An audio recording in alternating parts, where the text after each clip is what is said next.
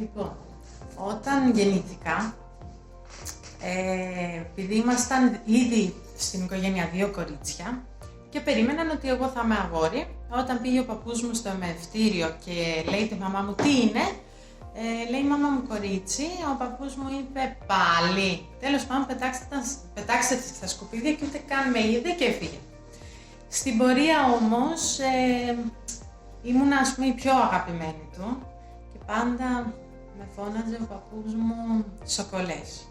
Πώς να το μεταφράσω τώρα αυτό? Λεβέντισσα. Ναι, πάντα. Ένας πανέξυπνος άνθρωπος, υπέροχος φίλος, πολύ λάθος για σύζυγος, πολύ. Όμως εγώ ας πούμε όλες μου τα πρώτα μου δόντια θυμάμαι που μου τα έβγαλε ο παππούς μου. Τα μαλλιά μου που με κούρεψε πρώτη φορά ο παππούς μου. Ο παππούς μου με διάβαζε, ο παππούς μου με πήγαινε στο βουνό. Βόλτα, τα Σαββατοκύριακα. Ο παππούς μου μου μιλούσε ώρες ατελείωτες. Τα έκανε όλα πολύ εύκολα να τα καταλάβω. Πάρα πολύ. Δηλαδή και στεναχωριέμαι τόσο πολύ που τον πρόλαβα, ναι μεν μέχρι τα 25 μου, αλλά σε άλλη φάση που δεν ήμουν τόσο... Μακάρι να ήταν τώρα, να μπορούσα να πάρω πολλά πράγματα.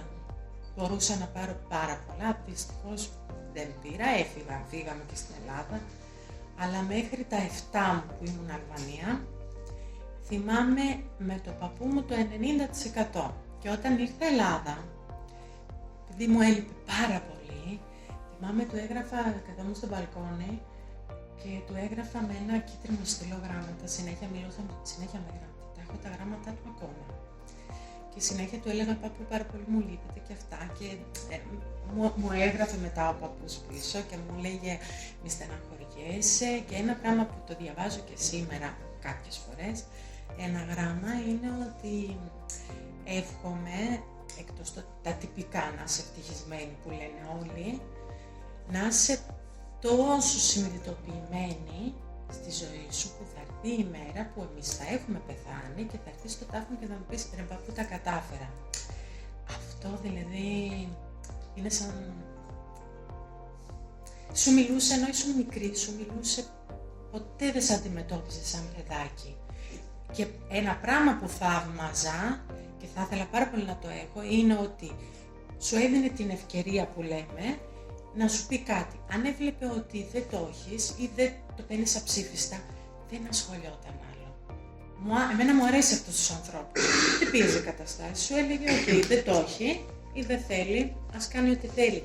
Δεν ήταν ο γλυκός ο άνθρωπος που πουλάκι μου να σου πω, ήταν ψυχρός. Εμένα αυτό μου άρεσε όμως. Γιατί ήταν απόλυτος. Αυτό βγαίνει. Βγαίνει καλώς, δεν βγήκε. Οκ. Πολύ, δηλαδή από το παππού μου πολλά πράγματα έχω να θυμάμαι. Πολλά καλά πράγματα. Ήταν βέβαια και ένας άνθρωπος που είχε περάσει πάρα πολλά δύσκολα. Όπως όλοι. Απλά το τραγικό στην ιστορία του παππού μου είναι ότι όταν ήταν ας πούμε μικρός, νέο, αγόρι, είχε ερωτευτεί ένα κορίτσι. Ναι. Ο παππούς μου είχε πάθει ένα ατύχημα σε προεφηβεία και δεν θυμάμαι τώρα τι και πώς και μετά είναι μια επέμβαση που δεν είχε πάει και πολύ καλά και κούτσενε ο παππούς. Πράγμα που τον είχε, πάντα το είχε πολύ κόμπλεξ. Ήταν ένας πανέμορφος άντρας καταρχάς, ένας άντρας περιποιημένος, δηλαδή ξυπνούσε το πρωί φορούσε τη γραβάτα, το κοστούμι του, ήταν άλλο πράγμα. Και γνώρισε ένα κορίτσι, ερωτεύτηκαν παράφορα, τώρα μιλάμε για το 50, που ήταν όλα πολύ. Το έμαθαν οι γονείς της και επειδή ατίμησε τον μπαμπά που, γιατί ήταν έγκλημα να ερωτευτούν, τη σκότωσε. Ο μπαμπάς της. Ναι, γιατί ατίμησε το σπίτι. Ο παππούς μου παντρεύτηκε μετά από χρόνια βέβαια με τη γιαγιά μου, αλλά ήξερα από την αρχή η γιαγιά μου ότι δεν είναι αυτή που αγαπάει, απλά παντρεύτηκε γιατί έπρεπε να παντρευτεί και να κάνει παιδιά. Έχει γράψει 2 βιβλία για αυτή τη γυναίκα που σκότωσα, την αγάπη του στην ουσία. Και δηλαδή πάντα έλεγε για αυτήν. Ήταν ένας έρωτας πραγματικός και πιστεύω ότι δεν ήταν ο ανεκπλήρωτος που λέμε ότι του έχει μείνει. Όχι, ήταν ο πραγματικός του έρωτας. Όταν πέθανε ο παππούς μου, η γιαγιά μου το πρώτο πράγμα που είπε είναι τώρα συναντήθηκαν οι δυο τους. Δηλαδή, από εκεί εγώ κατάλαβα ότι όντως υπήρχε αγάπη, γιατί για να το λέει η γυναίκα σου σημαίνει ότι, ναι, πολύ έξυπνος άνθρωπος, πολύ. Κάποιο συμβάν, κάποιο περιστατικό, κάποια έτσι πολύ ζωηρή ανάμνηση που έχεις από τον ίδιο? Αχ, ζωηρή δεν ξέρω αν είναι, αλλά όταν σκέφτομαι τον παππού μου έρχεται ένα πράγμα στο μυαλό. Όταν ήμουν στην Ελλάδα, μόλις είχα έρθει, ήταν ένας χρόνος, ήταν δύσκολη χρονιά, πολύ για μένα προσαρμογής, και όπως το έγραφα κάθε βράδυ τα γράμματα και αυτά, και χτυπάει το κουδούνι, βλέπω από το ματάκι και ήταν η γιαγιά μου και ο παππούς μου. Τους είχαν φέρει και δεν μου είχαν πει κάτι, και θυμάμαι από τη χαρά μου που τους είδα, βασικά του παππού μου, ανοίγω την πόρτα, ήταν τέτοια εποχή με το νυχτικό μου, λέω παππού και κάνει ρεύμα και κλειδωνόμαστε έξω. Αυτό θυμάμαι μόνο, και μετά περιμέναμε να έρθουν οι γονείς μου για να μας ανοίξει κάποιος. Αυτό δηλαδή το θυμάμαι. Αλλά ήταν πανέξυπνος. Και όποιον, ας πούμε, να, και ο Έντι είδε τυχαία έναν ανιψιό του παππού μου στο δρόμο, και δηλαδή ακόμα και αυτός είπε ότι μου λείπει ο θείος. Ήξερες ότι αν ασχοληθεί με... Καταρχάς, μπορείς να έχεις ένα τεράστιο πρόβλημα, εσύ με το μυαλό σου, και να μην έβρισκες λύση, και με όποιον να το έλεγες. Και αν το έλεγες στον παππού μου, καταρχάς άκουγε, πράγμα που δεν γίνεται συχνά, δεν ακούγε. Ο παππούς μου άκουγε πάρα πολύ. Και αφού τελείωνες, δεν σε κούραζε να σου πει λοιπόν, άκου τώρα, ας πούμε. Και ο μπαμπάς μου ακούει, αλλά ο μπαμπάς μου μετά, λες τι το ήθελα και το είπα, γιατί σε κουράζει. Λοιπόν τώρα αναλύει. Ο παππούς μου δεν αναλύει καθόλου. Άκουγε και μετά σου έλεγε, λοιπόν, αυτό είναι και αυτό. Και ήταν τόσο απλό. Ήταν τόσο απλό. Σαν να ήταν η εγκυκλοπαίδεια αυτός ο άνθρωπος. Και δεν διαφήμιζε την ξυπνάδα του. Καθόλου. Καθόλου. Αν τον είχε σήμερα εδώ, μαζί μας, αν ήταν μαζί μας, τι θα του έλεγες? Θα με βοηθούσε τόσο πολύ. Τόσο πολύ. Γιατί όλο αυτό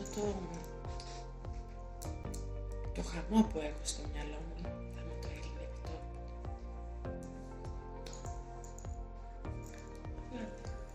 Και όταν το είχα, δεν το εκμεταλλεύτηκα. Θα έλεγες κάτι, θα έκανες κάτι?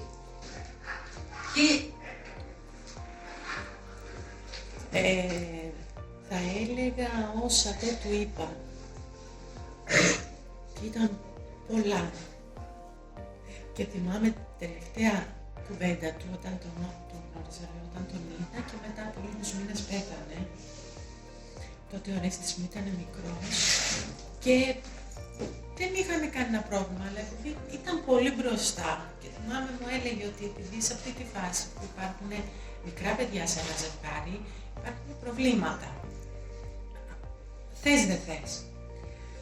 Και θυμάμαι μου είχε πει ότι στον άντρα σου δεν θα διαλύεις το σπίτι σου επί τόπου, με τίποτα, θα συγχωρείς μέχρι που θα νιώθεις ότι δεν σε σέβεται και δεν σε εκτιμάει. Αν δεις αυτά τα δύο φεύγεις, γιατί αυτό δεν αλλάζει ποτέ. Ο σεβασμός και η εκτίμηση δεν γερνά. Αν νιώσεις ότι δεν σε σεβαστεί, φύγε. Όσα παιδιά και να έχεις. Όσο υπάρχει ο σεβασμός, δούλεψέ του. Και ήταν κάτι απλό που δεν το είχα σκεφτεί ποτέ. Γιατί σαν κοριτσάκι παναμερικόμουν, τα μαμιτάκια, οι αγγλίτσες, οι αγκαλίτσες. Όχι, ο σεβασμός. κάτι τελευταίο που θα ήθελες έτσι να μοιραστείς μαζί μας ή και τα παιδιά αν έχουν κάποια ερώτηση να κάνουν σε σένα? Αυτό εγώ που θέλω να μοιραστώ σαν τελευταίο είναι αυτό που με έμαθε ο παππούς μου, να μην πιέζουμε καταστάσεις και να μην πιέζουμε να αλλάξουμε τα πράγματα και τους ανθρώπους, μόνο όταν είναι έτοιμοι. Αυτό προσπαθώ να κρατήσω.